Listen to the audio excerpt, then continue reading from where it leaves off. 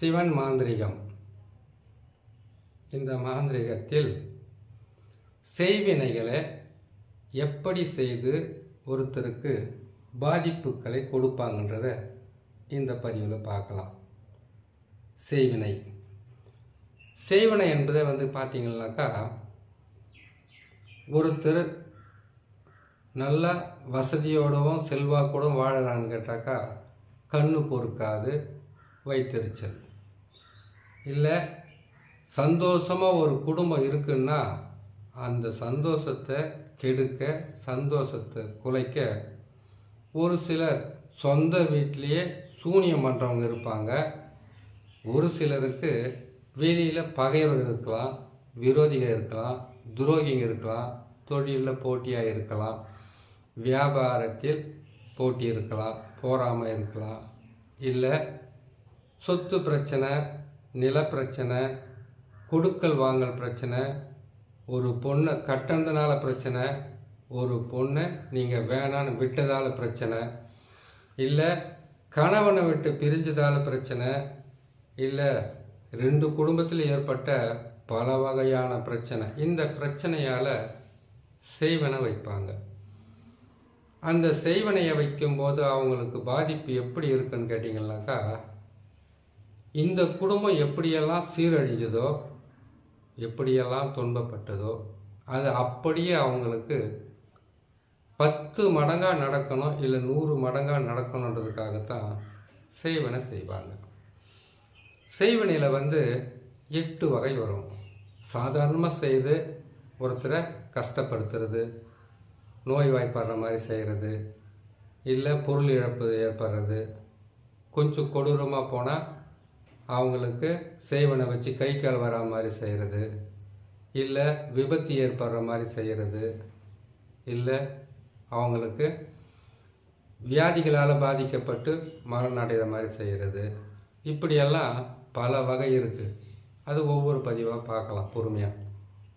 இப்போ செய்வனையை எப்படி செய்வாங்கன்றதை மட்டும் நாம் பார்த்துடலாம். முதல்ல செய்வனை செய்யணும்னு கேட்டிங்கன்னாக்கா, இந்த மாதிரி ஒரு சக்கரத்தை போட்டு இதுக்கு நங் நங் நசி நசி, நங் நங் பிரி பிரி, நங் நங் மாறு மாறுன்ற எழுத்தவை அச்சாரமாக போடுவாங்க. போட்டுட்டு இவங்களுக்கு இந்த சக்கரத்தை இப்படி போட்டு இதில் 16 முட்டை, 16 எலுமிச்சை பழம், மொத்தம் 7 கலசம் இது மாதிரி கட்டி அந்த குடும்பத்தில் இருக்கக்கூடியவங்களுடைய காலடி மண், வீட்டோட மண், வேலை செய்கிற இடத்தோட மண், வியாபாரம் செய்கிற இடத்தோட மண், அதுக்கப்புறம் அவங்களுடைய புகைப்படம் ஃபோட்டோ, அது முடிந்தால் உங்களுடைய காலடி மண்ணெல்லாம் சேகரிப்பாங்க, துணியை சேகரிப்பாங்க, எல்லாமே சேகரிப்பாங்க, வீட்டையே கூட ஃபோட்டோ எடுப்பாங்க. இதை எடுத்து இந்த மாதிரி கலசங்களுக்குள்ள அதை போட்டு அஷ்ட கர்மத்தில் கொடிய பாதிப்புகள் தரக்கூடிய மாரணமை, இல்லைன்னாக்கா குழி தைலம், இல்லைன்னா எட்டி தைலம், இல்லைன்னா இதுக்கு உண்டான மந்திர தகடுகளை எழுதி உங்களுக்கு செய்வனையை வைப்பாங்க. செய்வனை வைக்கும்போது அவங்களுடைய பேரையெல்லாம் ஒவ்வொரு முட்டியையும் ஆணாக இருந்தால் ஆண் உருவத்தை வரைவாங்க, பெண்ணாக இருந்தால் பெண் உருவத்தை வரைவாங்க. அதே போல் ஒரு ஆளுக்கு செய்கிறதா இருந்தாலும் சரி, 5 இல்லை 8 பேருக்குள்ளே செய்கிறதா இருந்தாலும் அத்தனை முட்டை வாங்குவாங்க. 108 கற்பூரத்திலிருந்து 1008 கற்பூரம் வரைக்கும் வாங்கிப்பாங்க. வாங்கிட்டு அவங்களுடைய பேரையும் அவங்களுடைய உருவ பொம்மையும் அதில் எழுதி, அவங்களுடைய தாயார் பேரை எழுதி, அவங்களுடைய குலதெய்வ பேரையும் எழுதிடுவாங்க. எழுதி முடித்து அதுக்கு பிறகு அதுக்கு உண்டான செய்வன மந்திரங்களை பயன்படுத்துவாங்க. அந்த செய்வன மந்திரங்களை பயன்படுத்தி எந்திரங்களில் எழுத்துக்களை எழுதி அதை 4 திசையில் புதைப்பாங்க.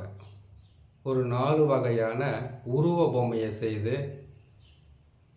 இடிஞ்ச வீடு, இடுகாட்டு மண், இடிஞ்ச வீட்டோட மண், குட்டிச்சுவராக இருக்கக்கூடிய ஒரு வீட்டின் மண், எருக்கஞ்செடி கீழே இருக்கக்கூடிய மண், அது வெள்ளை எருக்குன்னா இல்லைன்னா ஊதா நிறத்தில் இருக்க அந்த எருக்குன்னா வெள்ளை எருக்கணும், எந்த எருக்கணும், எருக்கன் மண் எடுத்தாவே வேலை செய்யும்.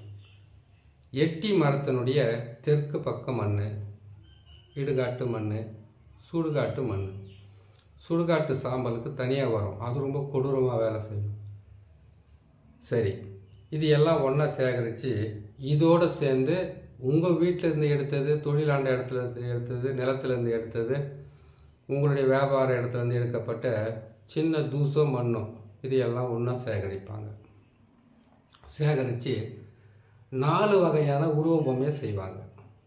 4 வகையான உருவ பொம்மையை செய்து அந்த உருவ பொம்மைக்கு எத்தனை பேர் இருக்கீங்களோ அத்தனை பேருடைய பேரையும் தகடில் எழுதி அதனுடைய கால் பகுதி தலைப்பகுதியில் ஆணியை வச்சு அடிப்பாங்க, இல்லை முள் வச்சு குத்துவாங்க.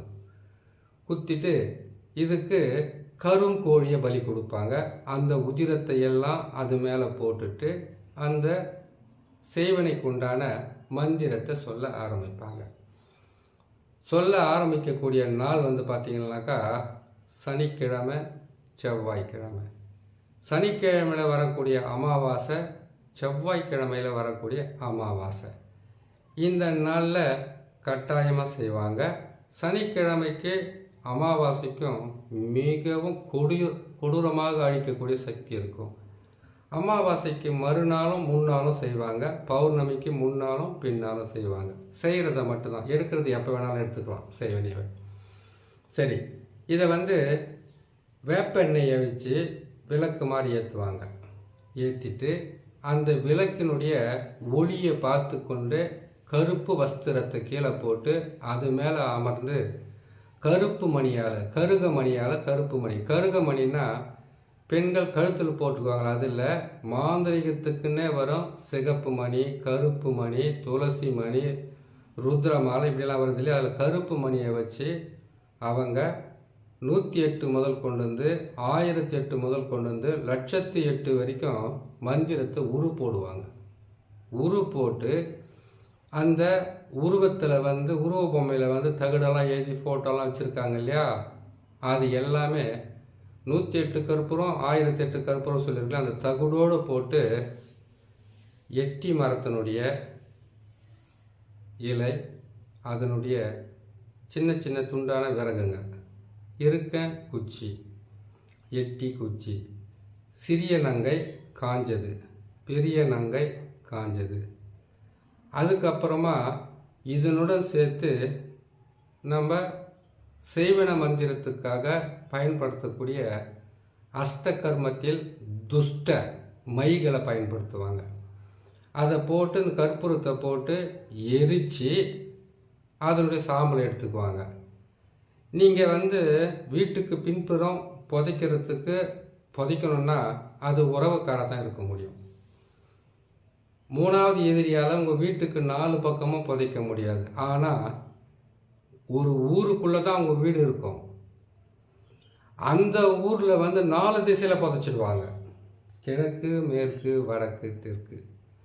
இப்போது இந்த 4 திசையில் இவங்க புதைச்சிட்டு எரித்த அந்த சாம்பலை மட்டும் கொண்டு அந்த தகுடோடு சேர்த்து ஒன்று புளிய மரம், இன்னொன்று எட்டி மரம், இன்னொன்று மயானம், இன்னொன்று இடுகாடு, இன்னொன்று உங்கள் வீட்டுக்கு முன்னாடி இல்லை உங்கள் வீட்டுக்கு பின்னாடி 4 திசையில் ஏதாவது ஒரு திசையில் வீட்டுக்குள்ளே இல்லை நீங்கள் வியாபாரம் செய்கிற இடத்துக்குள்ளே, நீங்கள் தொழில் செய்கிற இடத்துக்குள்ளே, இல்லை உங்களுடைய வர்த்தக நிறுவனங்களுக்குள்ளே, இல்லை உங்களுடைய நிலத்துக்குள்ளே புதைச்சாங்கன்னு வச்சுக்கோங்களேன், எவ்வளவு விவசாயம் செய்தாலும் வெள்ளாமல் வராது, நஷ்டம் ஏற்படும். எதுக்கு தான் இதை தொட்டோமோன்னு சொல்லிட்டு கடன் ஆகுது, கஷ்டம் வருதுன்னு சொல்லிட்டு மன கஷ்டம் வரும். ஒன்றாச்சு. 2வது, உங்களுக்கு பொருள் இழப்பு, வியாதியால் பல பிரச்சனை, தொழிலில் நஷ்டம், குடும்பத்தில் விபத்துக்கள் ஏற்படுறது, குடும்பத்தில் ஒருத்தர் கட்டுப்படாமல் ஓடுறது, சண்டை போடுறது, பிரிகிறது, பணத்துக்காக சண்டை வரும். நல்லா இருந்த குடும்பம் இப்படி பல வகையிலும் அவங்களுடைய குடும்பமாகட்டும் சிதற தேங்காய் மாதிரி உடஞ்சி தனித்தனியாக போயிடும். இதை இன்னொரு வகையில் செய்வாங்க. அந்த வீட்டை விட்டே வெளியில் போயிடணும், அந்த ஊரை விட்டே வெளியில் போயிடணும், இல்லை அவங்களுக்கு தொல்லை இல்லாமல் நீங்கள் போயிடணும்.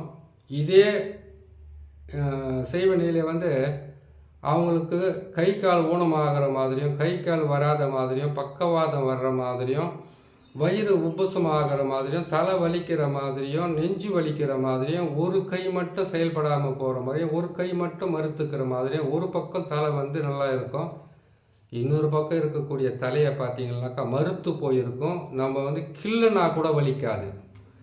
உடலில் எங்கே பார்த்தாலும் ஊசி குத்துற மாதிரி வலிக்க ஆரம்பிக்கும். மருத்துவர்கிட்ட போனால் கூட உங்கள் உடம்புல எந்த பாதகமும் இல்லை, நீங்கள் நல்லா இருக்கீங்க. நீங்கள் என்ன செய்யுங்கன்னு கேட்டிங்களேனாக்கா, நீங்கள் வந்து நான் கொடுக்குற மருந்தை சாப்பிடுங்க, மாத்திரை சாப்பிடுவாங்க. அது சாப்பிடும்போது நல்லா இருக்கும். அதுக்கப்புறம் உங்களுக்கு இயல்பாகவே அந்த பிரச்சனை வரும். இதை வந்து எப்படி எடுக்கிறது, செய்வனே இப்படி செய்திருவாங்க. இது எப்படி எடுக்கிறதுன்றதை இன்னொரு பதிவில் உங்களுக்கு தெளிவாக போடுறேன். பார்த்து கேட்டு பயன்பெறுங்க. நன்றி, வணக்கம்.